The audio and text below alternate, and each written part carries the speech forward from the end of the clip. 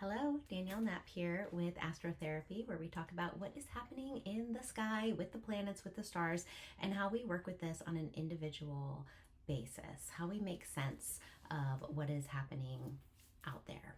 And so this month, September 2025, we have a lot happening. And last month was more of a rest. I'm saying it like that because it did not feel like a rest. It did not feel like anyone was letting up off the gas pedal. It just felt like a lot.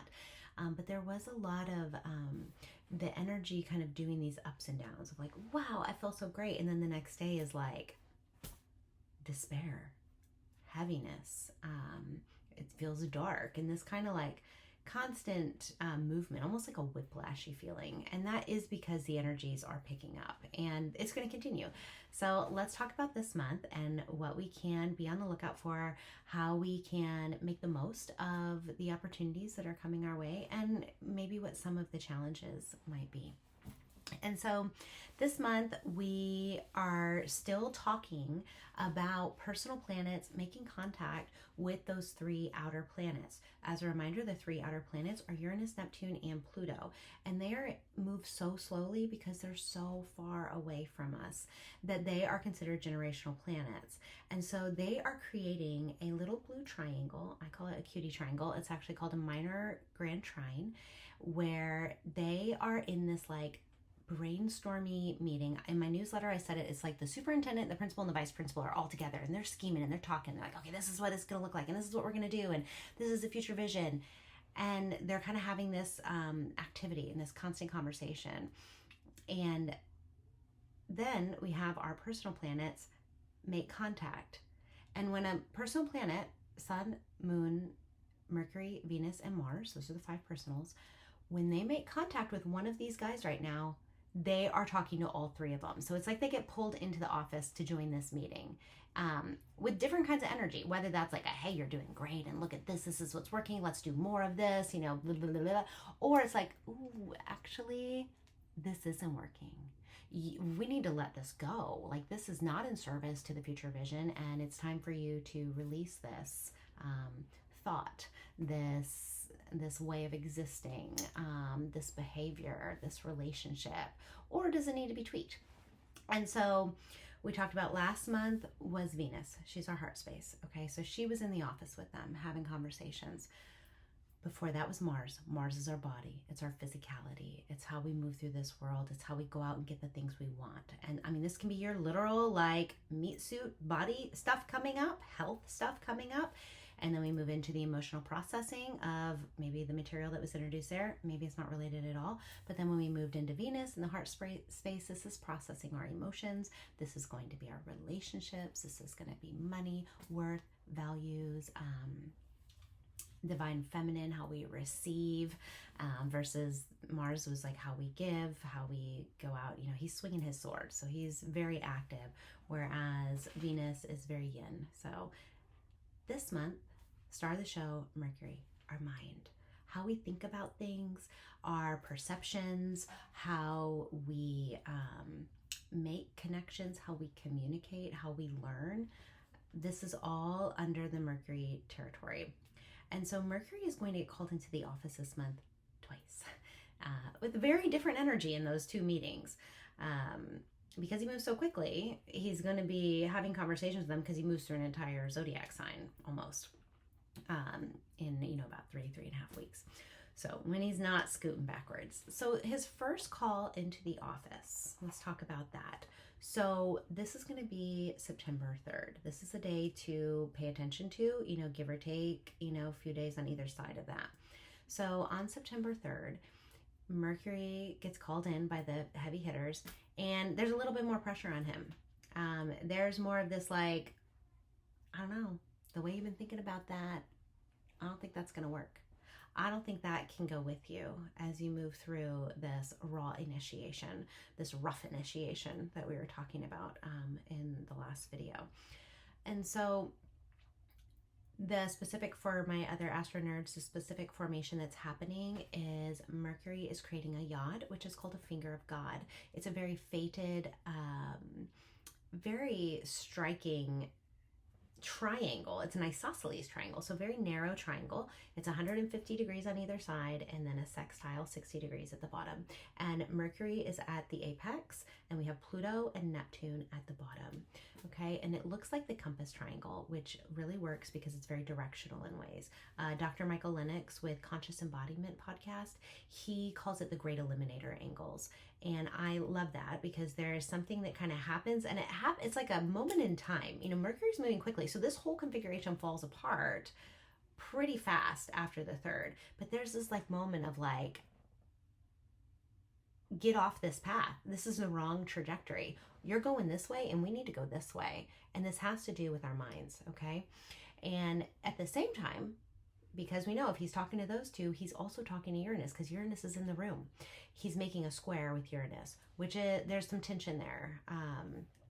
Uranus is the wild card. He's the lightning bolt. He also offers us like epiphanies of like, poof, everything's different. He's shocking in that way, and so we can expect the unexpected, but there's probably some breakthroughs. There's like this funneling of energy right to Mercury, right to our logos. And something that I think is so valuable to remember about Mercury is that he is Hermes in the Greek mythology. And, you know, Hermes, the messenger god, he's got the little wings on his feet. He stole the cattle from Apollo, you know, he's a little mischievous in different ways, kind of in that he's so fast moving. It's like more in that like pickpocket magician kind of like sleight of the hand, like, oh, you didn't see that. So he gets a little trickster. And I'm saying he, but really Mercury is a they, them. Herms are the stones that they created for boundary work too. So Hermes is also connected to boundaries. Hermaphrodite, like it's like a both kind of energies, where we were talking about like Venus, divine feminine energy that we have, Mars, divine masculine. Mercury, he is this kind of non-binary guy, or gal, or they, them. So let's see. So this square coming from Uranus is like pressure. Okay, this is gritty. This is like, it cannot stay the same. Something must change. So we're going to be on the lookout for that. You know, and thinking about how we're communicating, there is like a collective charge out there. Okay, so people are charged. So Mercury is really fast, which can put him in a more reactive space. So kind of finding ways to slow it down could be really helpful during this first week, especially when there is some of this tension that's coming on. And so the other thing to know about Hermes, the whole reason I even brought up Mercury and Hermes, is because he is the only god besides Hades and Persephone who can travel between worlds, between realms. So he would escort people down into the underworld. When I think about this psychologically, I'm thinking about shadow work. I'm thinking about our sub and unconscious territory, and that being our alternate realms. We have what we see and what we know, right? We have the conscious space, but we have so much driving that behind it. And as wise Carl Jung says, we will never, ever get to the bottom of our psyche. So there is always more shadow. There's always more unconscious material that is influencing how we move, how we talk, how we are triggered, how we react, how we think about things. And so Mercury allows us this ability to think about our thinking, metacognition, okay? The more we can think about our thinking without overthinking, the better off we will be, the more conscious we will be, the more opportunity we will have to see the breadcrumb trails, to follow them, because the things that leave us the clues are things like our triggers. They are times when we feel disempowered. They are sensations in the body. They are raw emotions coming up. This is the curiosity that Mercury can bring to us that says, why do I do it that way? I wonder what that's about. And being able to sit with that for a minute and really stay open outside of judgment and shame, because that closes it down, that shuts it all down. The antidote to judgment and shame is always curiosity. That is our vehicle to move between these realms. That is Mercury saying, let's go see what's in there. Let's go into the unconscious and bump around and see what works and what doesn't work, what's ready for some transmutation or alchemy. And so we have this first conversation that happens he gets called in the principal's office, is the way I described it in my newsletter. It's like we've got the 3 outer planets, they're in there having their meeting, and you got, here we go, we're in there with Mercury, with our mind, and it's kind of a more like, something's got to change here. It's not working. Then Mercury moves and all falls apart, and then we move onto the 6th. We have Uranus going retrograde. So brakes on, turn around, backwards motion. The outer planets spend a lot of, because they move slowly, they also spend a lot of time in retrograde. I don't know that this is something that we are going to feel on a deeply personal level when one of the outer planets goes retrograde. Now, if you have any planets or place of your own planets, especially your personal planets, you know, in those first couple degrees of Gemini, yeah, you might feel this, because that's where Uranus is, and that's where he's turning around. Anytime a planet goes retrograde, energy was direct, it's focused out there, now it's focused in here. Now we're going deep within. Now we're being deeply introspective about what's happening.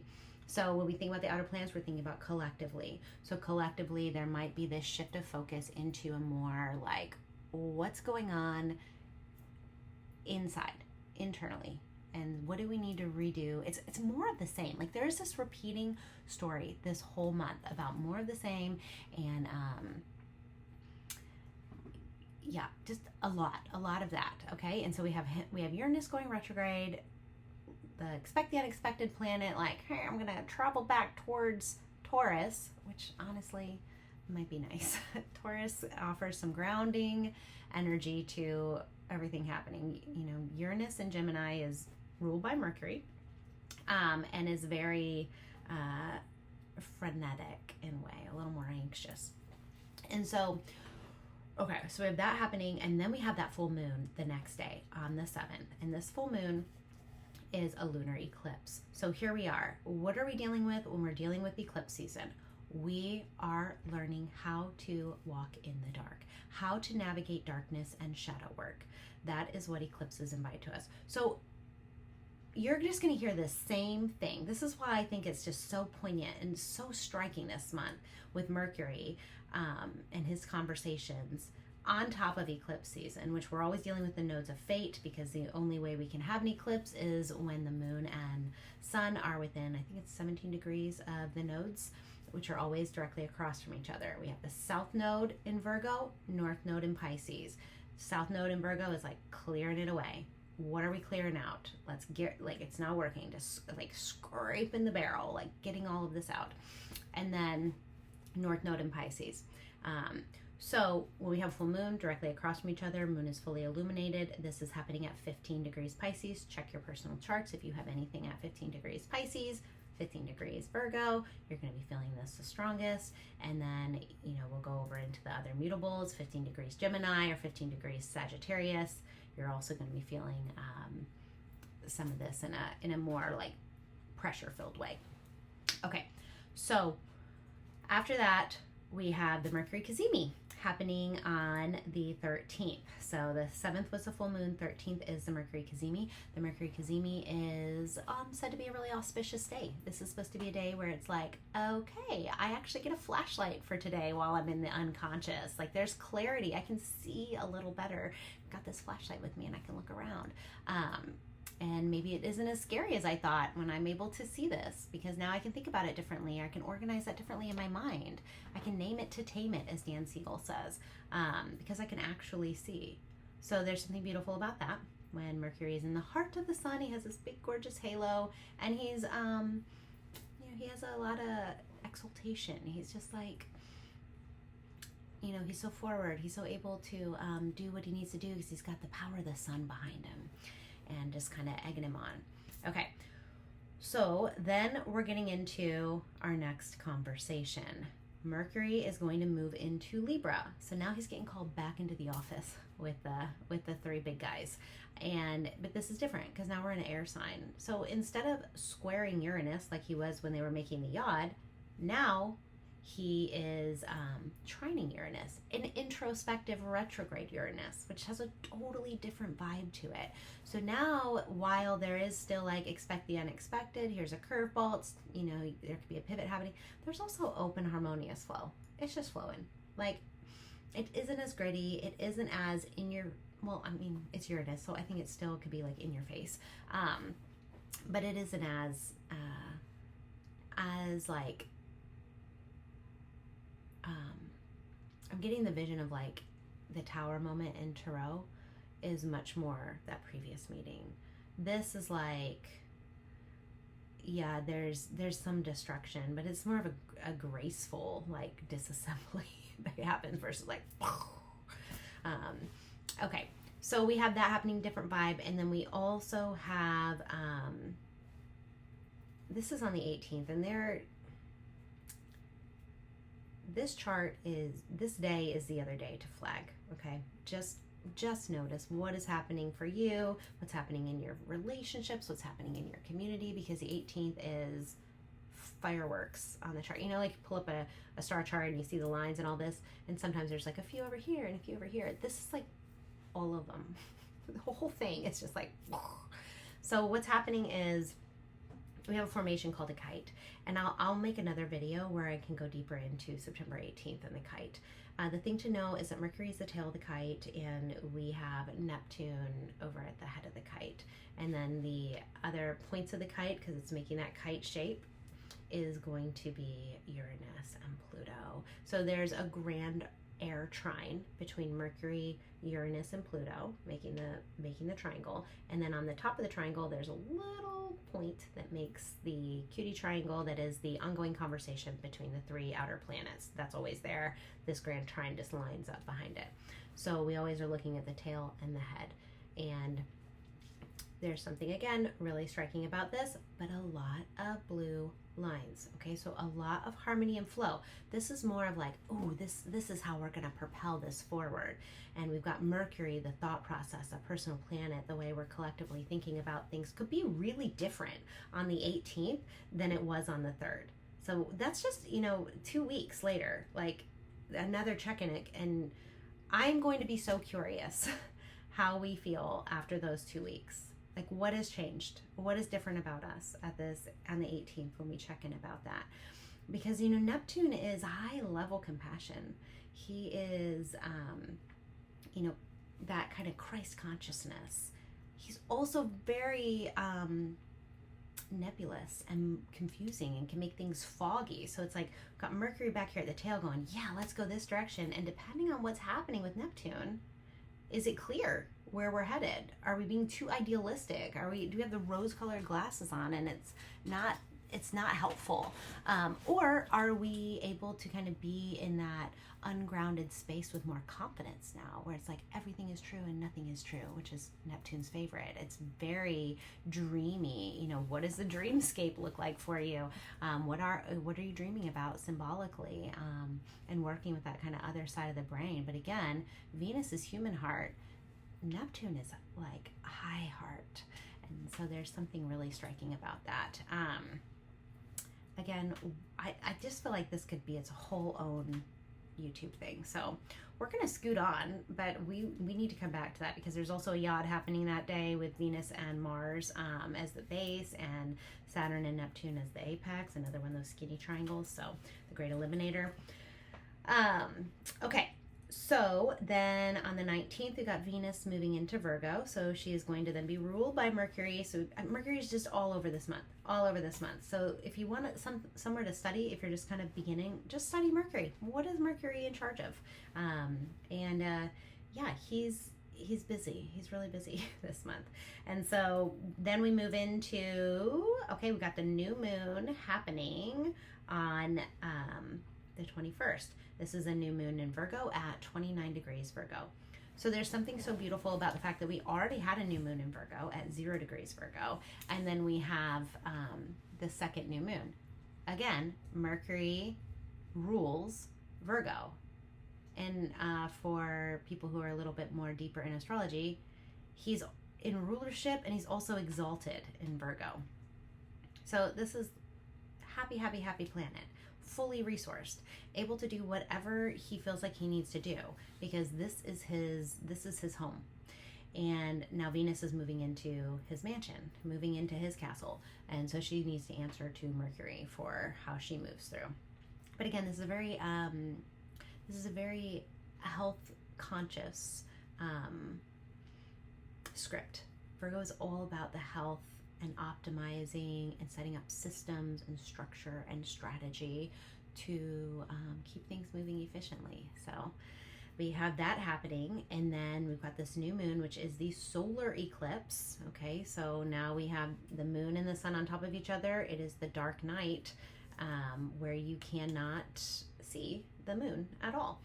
Or yeah, you can't see the moon at all because the sun is blocking it. And so we have that happening. 29 degrees Virgo. I love that we have this Virgo container for like how much upheaval has come up in this month, you know, with this kind of revamping of the mind. And as a left-leaning society that is absolutely over-identified with the logos and the mind, I feel like this is the most disruptive. Maybe not. Maybe your body already went through a whole thing, and then you had the emotions come up about that, like as mentioned before, and then the mind. But I feel like because there's the double visits to the office, because we're in Virgo season, because it's eclipse season, it just feels disruptive, very disruptive. A lot of upheaval, a lot of, you know, tilling of the dirt. We're excavating. And when we till the dirt in order to aerate it for growth, it's messy, okay? It's very messy. And then, you know, here we are, 22nd, fall equinox. Equinox, equal amount of light and dark, balance in Libra, all about the scales, moving things into balance. You know, there's this like something about this, you know, we have all this upheaval, and then we move into Libra season, we move into through an equinox and equanimity coming back. You know, there's more of this equilibrium, holding on to that towards the end of the month. Okay, there was so much happening in this month and in this video that I just made you. So if you're feeling overwhelmed, you know, just remember that all of this is happening for us. Your triggers are your teachers. Anytime you blame somebody else for how you're feeling, or you're overly focused on the other person or the situation or the system, you're skirting your own personal responsibility to do your work, okay? And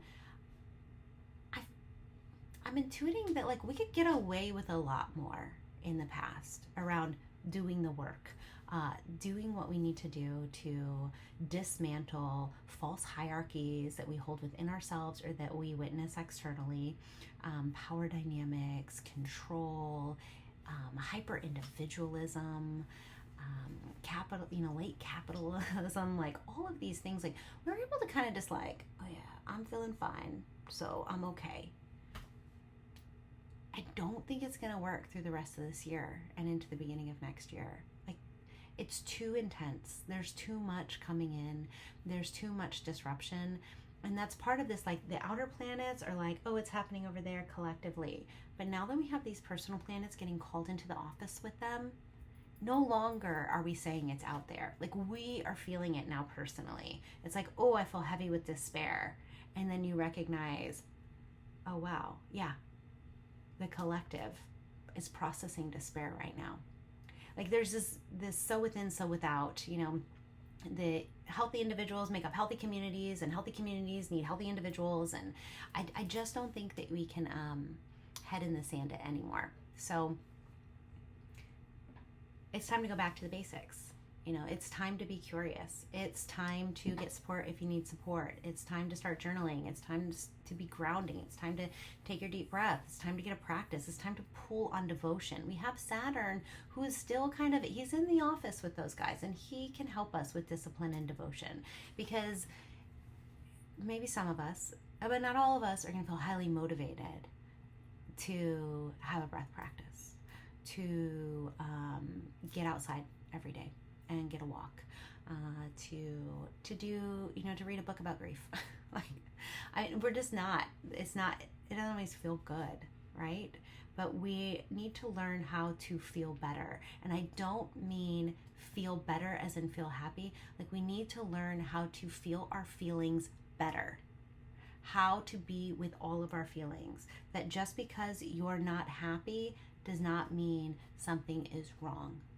We need to learn how to hold space for all of our feelings, because they're going to continue to be coming at us at lightning speed. Just so much coming in and out. We need to learn how to grieve. We need to learn how to let go and to let die. The things that are not working, the relationships in your life that are not working, the thought processes that you have that are false, any places of disempowerment or feeling that victim identity piece, like it's not working and it's not going to be able to go forward with you. And so we're right at the portal. But you're carrying so much baggage, and we've got to put it down in order for the new thing to be available for us. And so I hope that this is helpful. You're doing great. If you want to go deeper into how this is impacting your personal life, set up a birth chart reading with me. I love to go deeper with everybody on how this is playing out, what to look forward to, and also celebrating ourselves. That's my favorite thing about astrology, is like, in therapy, as a therapist, we're always working on what hurts and the painful places, but I feel like in astrology we can celebrate and go, oh, yeah, of course I do it like this. Like, that makes so much sense. Look where my sun is. Look where my moon is. And all those pieces. But then it's really helpful and sometimes really grounding in an ungrounded time to look at your map, these clues that your soul left you for this specific season in life on Earth, and go, oh, okay, this is what's coming up for me. And I'm going into my own personal deep review, or into my own personal deep dive into shadow work right now. Again, I think we're all doing this right now. But it might be really loud for some people versus others. I think that there people, what are the kids saying? Crashing out. I think there's going to be more of that. And I don't say that laughing because it's funny. It's just so much. There's so much happening, and it's just going to continue. And I don't want to be fear-mongering in any way. It's not hyperbole. It's like, this is a time of great change that's going to last for generations. So let's get our practices. Let's get off the victim triangle, the drama triangle. If you haven't looked that one up, look it up. Move back into that, co-creator of your life space. And we got to get back into orienting to communities and taking care of each other and offering your unique gifts to your community, because the world desperately needs you, and it needs more of you right now. And so I'll leave you with that. I'll be wishing you a lot of ease and flow and many, many blessings.